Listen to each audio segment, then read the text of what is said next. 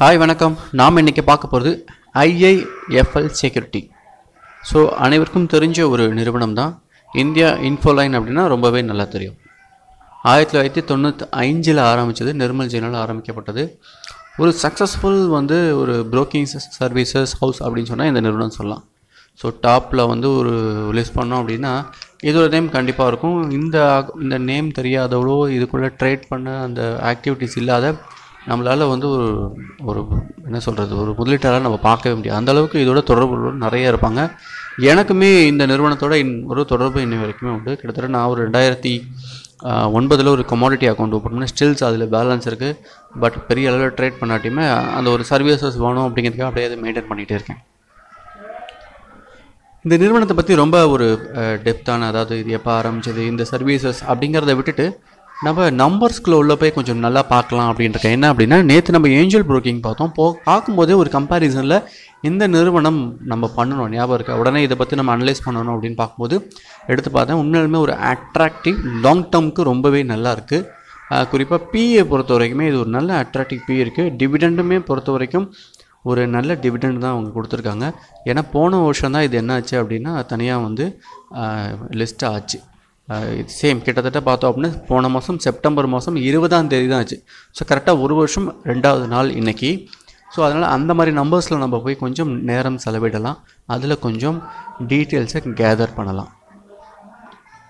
India Infoline இன்றைக்கி close ஆன price பார்த்தோன்னா 40 ரூபா 10 காசு அப்படின்ட்டுருக்கு. 52 வீக் ஹை பார்த்தோன்னா 62.65. லோ பார்த்தோன்னா சமீபத்தில் 19 ரூபாய் 20 காசு அப்படின்னு ஒன்று இருக்குது. ஏர்னிங் பர் ஷேரை பொறுத்த வரைக்குமே கடந்த 12 மாதத்துக்கு பார்த்தோன்னா 4 ரூபா 95 காசு இருக்குது. தற்போது விற்கக்கூடிய விலையில் இந்த 4 ரூபா 95 காசு அப்படிங்கிறது ஒரு அட்ராக்டிவான இருக்குது. அதனால தான் நமக்கு பிஏ பொறுத்த வரைக்குமே 8.18 அப்படின்னு காட்டிட்டு. ஸோ பிபிஐ பொறுத்த வரைக்கும் 1.79ங்கிறது எவ்ரிதிங் ஒரு அட்ராக்டிவான ஒரு நிறுவனம் அப்படிங்கிறத காட்டுது. பட் நம்ம உள்ள அனலைஸ் பண்ணும்போது இது என்னென்ன விஷயங்கள் இருக்குது அப்படின்னு நம்ம தெரிஞ்சுக்கலாம். டிவிடெண்டை பொறுத்த வரைக்கும் நான் தான் சொன்னேன், சமீபத்தில் தான் இது வந்ததுனால 2 ரூபாய் டிவிடெண்ட் கொடுத்துருக்காங்க. பட் இந்த டிவிடெண்டை கொடுக்கும்போது அந்த ப்ரைஸ் என்ன இருக்குது அப்படின்னு தான் பார்க்கணும். இன்றைக்கி 40 ரூபா அப்படின்னா சூப்பராக இருக்கே அப்படின்னு பார்க்கக்கூடாது. அன்றைக்கி அது 60 ரூபா இருந்துச்சு. அப்படி பார்த்தாலும் ஒரு 3.5% அப்படிங்கிறது அந்த ரேஞ்சுக்கு ஒன்றும் மோசம் இல்லை, நல்ல டிவிடெண்ட் தான். பட் தற்போது விற்கக்கூடிய விலையில் நம்ம நீண்ட காலத்தில் வாங்கும்போது இதே டிவிடெண்ட் அகைன் வந்துச்சு அப்படின்னா நமக்கு 5%க்கான சான்சஸ் இருக்குது. இப்போ நம்ம ஷேர் ஹோல்டிங் பேட்டர்ன்ஸில் போய் பார்க்கலாம். மொத்த பங்குகள்னு பார்த்தோன்னா 31,96 லட்சம் பங்குகளில் இருக்குது. அதில் 29.77% பார்த்தோம் அப்படின்னா அப்புறம் 8 ப்ரொமோட்டர் இருக்குது. ஸோ முழுக்க இது என்ன ஆச்சு அப்படின்னா 70% மேலே பப்ளிக்கிட்ட இருக்குது. இது ஒரு பப்ளிக் நிறுவனமாக மாறிடுச்சு. ஷேர் ஹோல்டிங் பேட்டர்ன்ஸ் பார்க்கலாம். 6 ப்ரொமோட்டரை பொறுத்த வரைக்கும் அதை தொடங்கினவர் நிர்மல் ஜெயின் இருக்கார், அப்புறம் மது ஜெயின் இருக்கார், வெங்கடராமன், ராஜாமணி, அதுக்கப்புறம் சில ஜாயின் அந்த இந்து அன்டிவைடட் ஃபேமிலி ட்ரஸ்ட்டு அப்படிங்கிற சில நிறுவனங்கள் சேர்ந்துருக்காங்க. இதில் குறிப்பாக பார்க்க வேண்டியது சில மியூச்சுவல் ஃபண்ட்ஸ் ஒரு குறிப்பிட்ட அளவு தான் இன்வெஸ்ட் பண்ணியிருக்காங்க. மெஜாரிட்டியாக யார்கிட்ட இருக்குது அப்படின்னு பார்த்தோம் அப்படின்னா கிட்டத்தட்ட பப்ளிக்கிட்ட இருக்கக்கூடிய ஃபண்ட்ஸ்ன்னு சொல்லலாம். ஒரு 20% வரைக்கும் பார்த்தோம் அப்படின்னா கிட்டத்தட்ட இந்த மியூச்சுவல் ஃபண்ட் நிறுவனங்கள், வங்கிகள், அந்த மாதிரி நிறுவனங்கள்கிட்ட இருந்தாலும் நமக்கு தெரிஞ்ச ஒரு நேம்டான எந்த ஒரு நிறுவனமும் இதில் பெருசாக இன்வெஸ்ட் பண்ணவே தெரில. பட் எதுவாக இருந்தாலும் 1%க்கு மேலே இன்வெஸ்ட் பண்ணால் மட்டும்தான் இதில் காட்டும். அந்த வகையில் காட்டல. ஸோ ரிமைனிங் போர்ஷன்ஸ் பார்த்தோம் அப்படின்னா தனிநபர்கள், சில பாடி, கார்பரேட்ஸு, ட்ரஸ்ட்டு அந்த மாதிரி இதில் வச்சுருக்காங்க. ஸோ பெயர் சொல்ல அளவு கூட பெருசாக யாரும் இருக்கிற மாதிரி எனக்கு தெரியலை. ஓகே, அது நமக்கு இம்பார்ட்டண்ட்டே கிடையாது. நான் ஏற்கனவே சொல்லியிருக்கேன், ராகேஷ் ஜுன்ஜுவாலா வச்சுருந்தாலும் அது ஒரு பெரிய ஒரு பிரமாதம்னு சொல்ல முடியாது. எஸ் பேங்கே அவருக்கு ஆவரேஜ் 80. பட் அதுக்கு நான் ரீசன் நான் சொல்லியிருக்கேன். 80 இருந்தாலும் அது எப்படி அவங்க ஆவரேஜ் பண்ணாங்க, அதுலேருந்து எப்படி வெளியில் வந்தாங்க அப்படின்னு சொல்லியிருப்பேன். இருந்தாலும் நம்ம வேல்யூவேஷனுக்குள்ளே போய் பார்க்கலாம். வேல்யூவேஷனை பொறுத்து கடந்த 4 வருஷத்துக்கான டீட்டெயில்ஸ் எனக்கு இருக்குது. அதன் அடிப்படையில் நம்ம ரெவன்யூ கால்குலேட் பண்ணலாம். கடந்த 4 ஆண்டுகளில் பார்க்கும்போது 654 கோடி ரூபாய் ரெவன்யூவாக சம்பாதிச்சிருக்காங்க. அதுலேருந்து 834 கோடிங்கிறது பிரமாதமான ஒரு ட்ரெண்ட். அதே தான் மெயின்டைன் பண்ணியிருக்காங்க. கொஞ்சம் குறைஞ்சிருக்கு. இது முழுக்க ஒரு சர்வீஸ் இண்டஸ்ட்ரி அப்படிங்கிறதுல பெரிய அளவில் காம்படிஷன் இருக்கும். உங்களுக்கே தெரியும், மார்க்கெட்டில் லிஸ்டான செக்யூரிட்டிஸே பார்த்தோம் அப்படின்னா டசன் கணக்கில் இருக்குது. ஒவ்வொன்றும் போட்டி போட்டு தங்களுடைய ரெவன்யூ தக்க வச்சுக்க பார்க்குறாங்க. அந்த இதில் இன்னும் சில நிறுவனங்கள் வந்துருக்கு. அந்த வகையில் இதோட காம்படிஷன் ரெவன்யூ மெயின்டைன் பண்ணுறதே அப்படிங்கிறது ஒரு பெரிய விஷயம். அது இல்லாமல் இந்த 5 பைசா அப்படிங்கிறதும் இவங்களுடைய ஒரு சப்சிடி நிறுவனம் தான். அது வந்து ஒரு டிஸ்கவுண்ட் ப்ரோக்கிங்காக ஆரம்பிக்கப்பட்டது. 2000 ஸ்டார்ட் பண்ணாங்க. ஏன்னா நிறைய டிஸ்கவுண்ட் ப்ரோக்கிங் வந்துருச்சு இல்லையா. மார்க்கெட் நிறைய கெட்டு போனதுக்கு ஒரு காரணம் பார்த்தோம் அப்படின்னாலும் இந்த டிஸ்கவுண்ட் ப்ரோக்கிங்னால எல்லாரையும் டேரெக்டாக உள்ளே கொண்டு வந்தாங்க. ப்ராப்பர் அட்வைஸ் இல்லாமல் ஒரு மொபைல் இருந்தால் போதும், அக்கௌண்ட் இருந்தால் போதும், நீங்கள் ஆரம்பித்து ட்ரேட் பண்ணலாம் அப்படிங்கிறனால ப்ராப்பர் அட்வைஸ் இல்லாமல் நிறைய பேர் உள்ளே வந்துட்டுருக்காங்க. ப்ராப்பராக அட்வைஸ் பண்ணணும். அதுக்கான மினிமமாவது நம்ம ஏதாவது சார்ஜஸ் கொடுத்தா தான் நம்ம கற்றுக்கவும் முடியும். அது இல்லாமல் டைரெக்டாக பண்ணும்போது நமக்கான செலவுகள் குறையும் தான், இல்லைன்னு சொல்லலை. ஆனால் நம்மளால் பெருசாக எனக்கு தெரிஞ்சு லேர்ன் பண்ணுறது ரொம்ப கஷ்டம். ஸோ அவங்க என்ன பண்ணாங்கன்னா அந்த போர்ஷனை வந்து சரி பண்ணணும் அப்படிங்கிறதுக்காக 5 பைசை அப்படின்னு ஆரம்பித்து ஒரு டிஸ்கவுண்ட் ப்ரோக்கிங்குமே ஆரம்பித்தாங்க. ஸோ அதர் இன்கம், ஸோ டோட்டலாக பார்த்தோம் அப்படின்னாலும் கடந்த 4 ஆண்டுகளில் பார்க்கும்போது ஓவராலாக பார்க்கும்போது அந்த ரெவென்யூ தான் மெயின்டைன் பண்ணுறாங்க. பெரிய அளவில் ஒரு க்ரோத் இல்லை அப்படின்னு நம்ம பார்க்கலாம். எக்ஸ்பெண்டிச்சர்ஸை பொறுத்த வரைக்குமே ஆப்ரேட்டிங் டைரக்ட் எக்ஸ்பென்ஸ் இருக்குது. அதுக்கப்புறம் பார்த்தோன்னா எம்ப்ளாயி எக்ஸ்பென்சஸ்லாம் ஒன்றும் பண்ண முடியாது. ஃபைனான்ஸ் காஸ்ட் ஒரு 102 கோடி இருக்குது. நான் ஃபைனான்ஸ் காஸ்ட் கூட நேற்று கூட நம்ம பார்த்தோம். ஏஞ்சலில் கூட ஃபைனான்ஸ் காஸ்ட் இருக்குது. பட் என்ன எக்ஸ்ப்ளனேஷன் தெரியல, டீட்டெயில் இல்லை. இதில் பார்த்தோம் அப்படின்னா ரொம்ப டீட்டெயில்ஸாக அதை கொடுத்துருக்காங்க. அதுதான் ரொம்ப முக்கியம். அதை நான் இன்றைக்கி ரிவ்யூ பண்ணுறதுக்கு காரணமே என்ன அப்படின்னா எப்படி எக்ஸ்பிளைன் பண்ணியிருக்காங்க அப்படின்னு புரிஞ்சுக்கணும். ஸோ அப்புறம் டெப்ரிஷியேஷன் கொடுத்துருக்காங்க. அதுக்கப்புறம் அதர் எக்ஸ்பெண்டிச்சர் கொடுத்துருக்காங்க. நம்ம இது என்னென்ன எக்ஸ்பெண்டிச்சர் அப்படின்னு கண்டிப்பாக பார்க்கலாம்.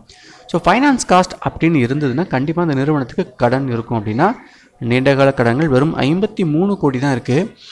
பட் குறுகிய கால கடனாக பார்த்தோம் அப்படின்னா 405 கோடி இருக்குது. அது என்னென்ன கடன்கள் அப்படின்னு நம்ம உள்ளே போய் பார்ப்போம். அதில் முதல் ரெவென்யூலேருந்து என்னென்ன செக்மெண்ட்லேருந்து நம்ம ஸ்டெப் பை ஸ்டெப்பாக பார்க்கலாம். ரெவென்யூ அவங்க 3ஆக பிரிச்சிருக்காங்க. ஒன்று இன்ட்ரெஸ்ட் இன்கம் கொடுத்துருக்காங்க, அப்புறம் ரெண்டல் இன்கம், அப்புறம் ஃபீஸ் அண்ட் கமிஷன்ஸ் இருக்காங்க.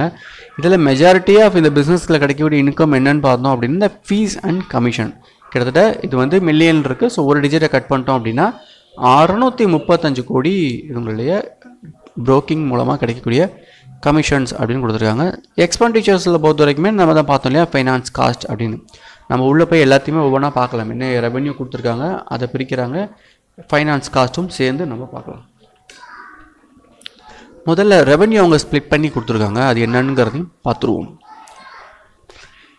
இன்ட்ரெஸ்ட் இன்கம் கொடுத்துருக்காங்க அப்படின்னு இல்லை, இன்ட்ரெஸ்ட் ஆன் லோன்ஸ் கொடுத்துருக்காங்க. இவங்க இந்த சர்வீஸில் வந்து சில லோன்ஸ் நம்ம வழக்கமாக ப்ரோக்கிங் ஹவுஸில் இருக்கக்கூடிய விஷயங்கள், அதனால தான் அதை பற்றி நான் நேரம் செலவிட வேணாம் அப்படின்னு சொல்லிட்டு டேரெக்டாக வந்தது. அதிலேருந்து கிடைக்கக்கூடிய ஒரு 23 கோடி கிடைக்கிது. அப்புறம் இன்ட்ரெஸ்ட் ஆன் டெபாசிட் பேங்க்ஸ் கொடுத்துருக்காங்க. அதுலேருந்து ஒரு 40 கோடி அப்படின்னு காமிச்சிருக்காங்க.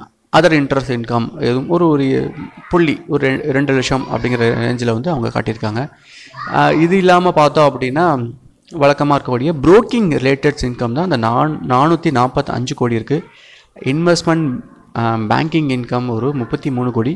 ஸோ கமிஷன் அதன் அட்வைசரி ஃபீஸை பொறுத்த வரைக்கும் இதுதான் ஜாஸ்தியாக இருக்குது. 153, 2 தான் ஜாஸ்தியாக இருக்குது. 2 கூட்டினா தான் இந்த இவங்களுடைய பிரதான இன்கம் வந்து 635 கோடி இருக்குது. டோட்டலாக கால்குலேட் பண்ணும்போது உங்களுக்கு கீழே வந்து அந்த டீட்டெயில்ஸ் கொடுத்துருக்காங்க. வேறு வகையில் என்னென்ன இருக்குது அப்படின்னா இன்சூரன்ஸ் ப்ரோக்கிங் இவங்க சர்வீசஸை பொறுத்த வரைக்குமே ஒரு சப்சிடி சர்வீஸ் என்ன பண்ணுவாங்கன்னா ஐசிஐசி ப்ரூடென்ஷியலோட ஒரு டைப் பண்ணியிருக்காங்க. அதுலேருந்து கிடைக்கக்கூடிய இன்சூரன்ஸ் அந்த ரெவென்யூ அந்த கமிஷன்ஸ் பார்த்தோம் அப்படின்னா ஒரு 41 கோடி ரூபாய் அப்படின்னு காட்டியிருக்காங்க. எல்லாமே ஃபெசிலிட்டிஸ் அண்ட் ஆன்சிலரிட்டி அதன் மூலமாக கிடைக்கக்கூடிய வருவாய் மொத்தமாக கூட்டின போது எவ்வளோ வருது அப்படின்னா ஒரு 772 கோடி அப்படிங்கிறத காட்டியிருக்காங்க. இப்போ நம்ம ஃபைனான்ஸ் காஸ்ட்டில் போய் நம்ம கண்டிப்பாக பார்க்கலாம். அது வந்து எவ்வளோ காட்டியிருக்காங்க அப்படிங்கிறது புரிஞ்சுப்போம்.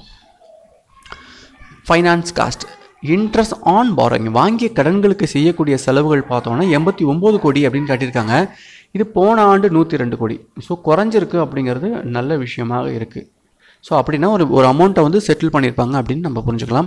இன்ட்ரெஸ்ட் அண்ட் டெப்ட் செக்யூரிட்டி சில என்சிடிஸ் வச்சுருக்காங்க, அதுக்கு ஒரு 4.5 கோடி செலவு பண்ணுறாங்க. அப்புறம் interest on sub ordinary liabilities, அதுக்கப்புறம் இன்ட்ரெஸ்ட் ஆன் லீஸ், இது கண்டிப்பாக எல்லா நிறுவனங்களுக்கும் இருக்கக்கூடாது 2.4. ஸோ அதர் ஃபைனான்ஸ் எக்ஸ்பென்ஸ் வந்து மொத்தமாக கூட்டும்போது எவ்வளோ ஆயிருக்கு அப்படின்னா 102 கோடி. பட் போன வருஷம் கம்பேர் பண்ணும்போது 102 அப்படிங்கிற இடத்துல எவ்வளோ இருக்குது உங்களுக்கு கிட்டத்தட்ட 114 அப்படிங்கிற ரேஞ்சில் தான் இருக்குது. கொஞ்சம் மைனராக ஒரு 12 கோடி குறைச்சிருக்காங்க ஓவராலாக.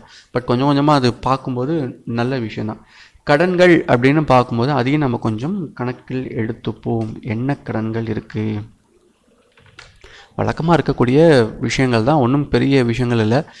பாரோயிங்ஸ் இந்தியாவில் மட்டுமே மொத்தம் வாங்கினது ஒரு 405 கோடி இருக்குது. அதை ஸ்ப்ளிட் பண்ணி கொடுத்துருக்காங்க. இன்டர் கார்ப்பரேட் டெபாசிட்டில் வந்து ஒரு 323 அவங்களுக்கு கடன் வாங்கியிருக்காங்க. பேங்க் ஓடி இருக்குது. ஒர்க்கிங் கேபிட்டலில் வாங்கியிருக்காங்க. ஒர்க்கிங் கேபிட்டலை பொறுத்த வரைக்கும் போன வருஷம் 100 கோடி வாங்கியிருக்காங்க. இந்த வருஷம் பொறுத்த வரைக்கும் பார்த்தோன்னா 75 கோடி அப்படிங்கிறது குறையிறது ஒரு நல்ல விஷயந்தான். ஓவராலாக பொறுத்த வரைக்கும் போன ஆண்டை கம்பேர் பண்ண 660 கோடி கடன்கள்லேருந்து இந்த வருஷம் 405 கோடி கடன். ஸோ ரொம்ப கடன்கள் குறையிறது இந்த நிறுவனத்துக்கு ரொம்ப பாசிட்டிவாக இருக்குது. இப்போ நம்ம அனலைஸ்க்குள்ளே போகலாம்.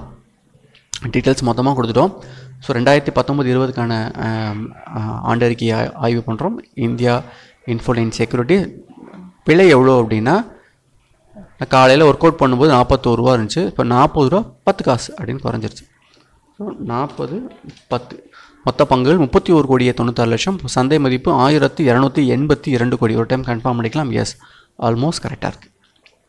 ஸோ நம்ம டீட்டெயில்ஸ் எல்லாமே அங்கே பார்த்த டீட்டெயில்ஸ் தான். ஸோ அந்த வகையில் பார்க்கும்போது சின்ன விஷயம் என்னென்னா, இந்த அதர் எக்ஸ்பெண்டிச்சர் வந்து முடிஞ்ச வரைக்கும் ஒரு 3% இருக்கிறது ரொம்ப நல்லாயிருக்கும். பட் கம்மிங் டேஸில் நாட்களில் ஆண்டுகளில் பார்க்கும்போது கொஞ்சம் கொஞ்சமாக குறைஞ்ச 5லேருந்து 9 ஆகியிருக்கு. முடிஞ்ச வரைக்கும் அதர் இன்கம் இல்லாமல் மெயின் இன்கம் நிறையா இருந்தது அப்படின்னா இது நல்ல விஷயம். பட் மெஜாரிட்டி ஆஃப் இன்கம் வந்து குறைஞ்சிருக்கு அப்படிங்கிறது கொஞ்சம் சுமார். பட் இந்த இண்டஸ்ட்ரியோட காம்படிஷன் அந்தளவுக்கு இருக்குதுன்னு புரிஞ்சுக்கலாம். ஸோ ஓவராலாக பார்க்கும்போது 132 கோடி ரூபாய் அவங்க சம்பாதிக்கிறாங்க. Terminal value 529. வேக் வந்து 13 இருக்குது. 4 ஆண்டு அப்படின்னால ஒரு ஆண்டு வந்து சைபரில் இருக்குது. ஸோ நீண்டகால கடன் 91 கோடி. குறுகிய கால கடன் 1452 ட்ரேட் பேயபிள். நம்ம போன நேரத்து பார்த்தோம் எவ்வளோ இருந்துச்சு, 1500 கோடி ட்ரேட் பேயபிள் வச்சுருந்தாங்க. 37 அப்படிங்கிறது நல்ல விஷயந்தான். ஸோ நான் கரண்ட் இன்வெஸ்ட்மெண்ட் எதுவும் இல்லை. 230 கோடி வந்து கரண்ட் இன்வெஸ்ட்மெண்ட்டுக்கு கையிருப்பு பணமாக ஒரு 1027. இது இல்லாமல் அதர் கரண்ட் அசட் வந்து மொத்தமாக இருக்குது. இது ரொம்ப கூட்டி கழிச்சோன்னா 188 கோடி இருக்குது. அதை நம்ம கால்குலேட் பண்ணும்போது எவ்வளோனா ஒரு பங்குகள் 28 ரூபாய் இருக்குது. தற்போது 40 ரூபாயில் வந்து 31 ரூபா டிஸ்கவுண்ட்டில் அது ட்ரேட் ஆகிட்டு இருக்கு. 38 ரூபா, அதாவது டிஃப்ரெண்ட்டில் அது ட்ரேட் ஆகிருக்கு. ஏர்னிங் பவரில் நம்ம அது சேம் டீட்டெயில்ஸை பார்க்கும்போது என்ன வருதுன்னா 65 ரூபா இருக்குது. இங்கே நல்லாயிருக்கு. 63% அது டிஸ்கவுண்ட்டில் ட்ரேட் ஆகுது. இங்கே அந்த பர்சன்டேஜில் அதிகமாக இருக்குது அப்படின்னு காட்டுது. நல்ல விஷயந்தான். அப்படி பார்த்தோம் அப்படின்னா ஒரு நீண்டகால அடிப்படைக்கு இது கரெக்டாக இருக்குது. இந்த ஃபிகரோட நம்ம என்ன பண்ணோம், டெக்னிக்கலை கொஞ்சம் கம்பேர் பண்ணி பார்ப்போம். டெக்னிக்கல்ஸ் பார்க்கலாம். டெக்னிக்கல்ஸை பொறுத்த வரைக்கும் ரீசெண்டாக வந்து லோவை கனெக்ட் பண்ணியிருக்கோம். ரீசெண்டாக வந்து ஐயும் கனெக்ட் பண்ணிட்டோம். சப்போர்ட்டை பொறுத்த வரைக்கும் என்ன இருக்குது அப்படின்னா ஆல்மோஸ்ட் ஒரு 38-39 தான் சப்போர்ட்டாக இருக்குது. இதுக்கு கீழே உடஞ்சிருச்சு அப்படின்னா ஃபால் ஆக சான்சஸ் இருக்குது. அப்படி இல்லைன்னா ரிவர்ஸ் கொடுக்கும். ரிவர்ஸ் கொடுத்தா எவ்வளோ தூரம் போகும் அப்படின்னா வரும் நாட்களில் ஒரு 46-47 போகிறதுக்கான பாசிபிலிட்டிஸ் இருக்குது அப்படின்றது. இது எப்படி இருக்கும் அப்படின்னா நான் அதை உங்களுக்கு வரைஞ்சி காட்டிடுறேன். ஸோ தற்போது இங்கே இருக்குது. ஸோ இப்படி ஒரு கேண்டில் நெகட்டிவ் வரும். அப்புறம் இப்படி வந்துட்டு அப்படி போய் ஹிட் பண்ண சான்ஸ் இருக்குது. இன்கேஸ் இதுக்கு மேலே போகுதுன்னு வச்சுக்கோங்களேன், இந்த ஜோனை பிரேக் அவுட் ஆகிடுச்சுன்னா என்ன ஆகும் அப்படின்னா, நான் அடிக்கடி சொல்லுவேன் இல்லை, எங்கே வந்து கேப் டவுன் இருக்கோ அந்த டவுனை ஃபில் பண்ணும் அப்படின்னா இங்கே பாருங்கள் ஒரு கேப் டவுன் இருக்குது. என்ன ப்ரைஸ் ஆல்மோஸ்ட் பார்த்தோம் அப்படின்னா ஒரு 56 ரூபா இருக்குது. ஸோ இந்த ஜோனுக்கு மேலே வந்து பிரேக் அவுட் ஆகிடுச்சு அப்படின்னா இந்த கேண்டில் வந்து ஃபர்தராக போயிட்டு இந்த லெவலில் எக்ஸாக்டாக என்ன ஆகும்னா ஹிட் அடிக்கும்.